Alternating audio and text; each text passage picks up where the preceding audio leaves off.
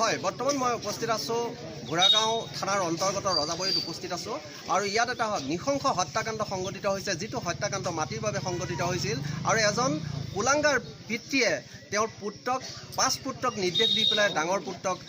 মৰিয়াই হত্যা কৰাৰ দৰে এটা ঘটনা সংঘটিত হৈছে কিন্তু ইতিমধ্যে গ্ৰেপ্তাৰ কৰি জেল হাজতলৈ প্ৰেৰণ কৰিছে যদিও যি মূল অপৰাধী বাবুল মণ্ডলক বৰ্তমান সময়ত আৰক্ষীয়ে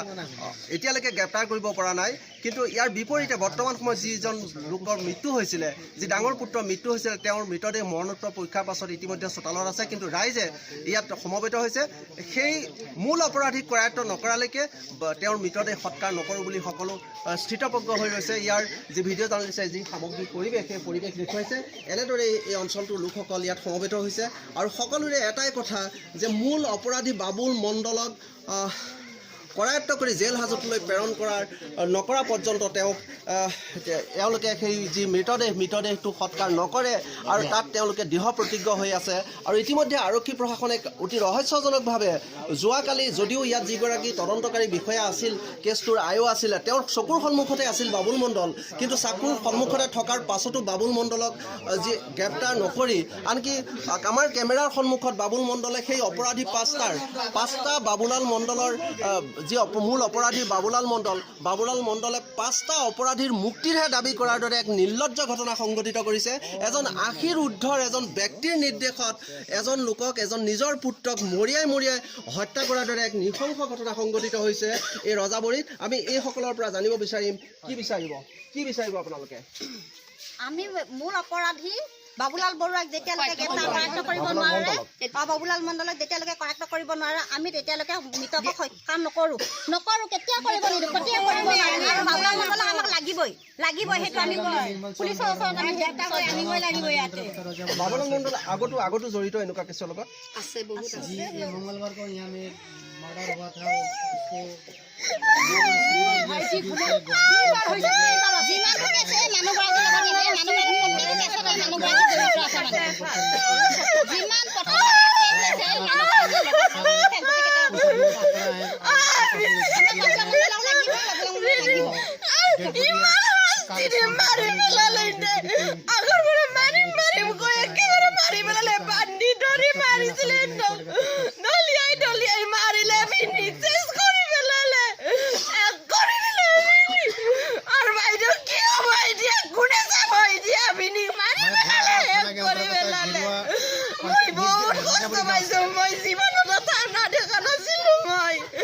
মই সব দেখিলো বিনিৰ লগত সব দেখা পালো মই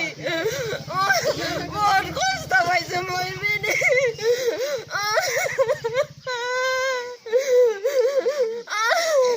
আমাক বাবুলাল লাগিবই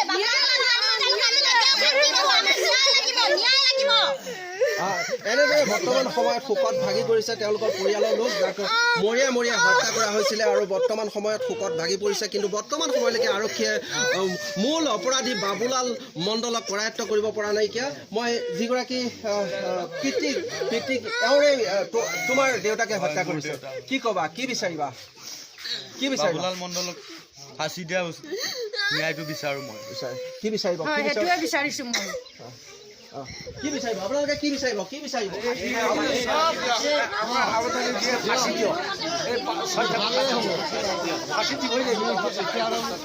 বাবুলাল মণ্ডলক কি বিচাৰে ফাঁচি হোৱাটো বিচাৰোঁ এনেকুৱা ইমান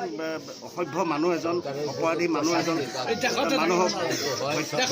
হাঁহি হত্যা কৰিব পৰা মানুহ এজন আমি কেতিয়াও নিবিচাৰোঁ তেওঁ ফাৰ্ষ্ট ট্ৰেক আদালতত উঠিব লাগে তেওঁ ফাঁচি হ'ব লাগে কি বিচাৰে উপযুক্ত শাস্তি আৰু এই পৰিয়ালটো চলিবৰ কাৰণে তেওঁলোকৰ যি সম্পত্তি আছে সেইখিনি দি পেলাই এই পৰিয়ালটো চলক কি বিচাৰিব বাবুলাল মণ্ডল কি হ'ব লাগে এইমাত্ৰ মৰিগাঁও আৰক্ষী অধীক্ষক নটৰাজনী বাইদেৱে ফোন কৰিছিলে আচ্ছা তেওঁলোকক বাকীকেইজনক ধৰি লৈ গৈছে বুলি তেওঁ কৈ দিছে এওঁক তুৰন্ত জলদি যিমান পাৰে সোনকালে তেওঁ ফোন কৰি দিছে তেওঁক ধৰি লৈ যাবগৈ আৰু বাকী মৃতটো কৰিব দিছে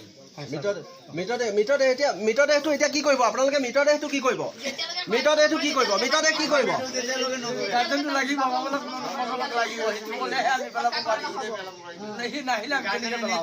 নিশ্চিতভাৱে বৰ্তমান সময়ত এনেদৰে বাবুলাল মণ্ডলক মূল অপৰাধী বাবুলাল মণ্ডলৰ এটা 80 বছৰীয়া এজন নৃশংস পিতৃক কৰায়ত্ব কৰাৰ দাবীত এনেদৰে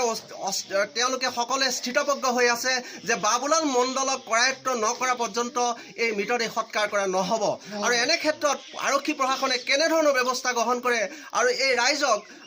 সন্তুষ্ট কৰিব পৰাকৈ বাবুলাল মণ্ডলক কিমান সময়ৰ ভিতৰত কৰায়ত্ব কৰে সেয়া অতি লক্ষণীয় হ'ব।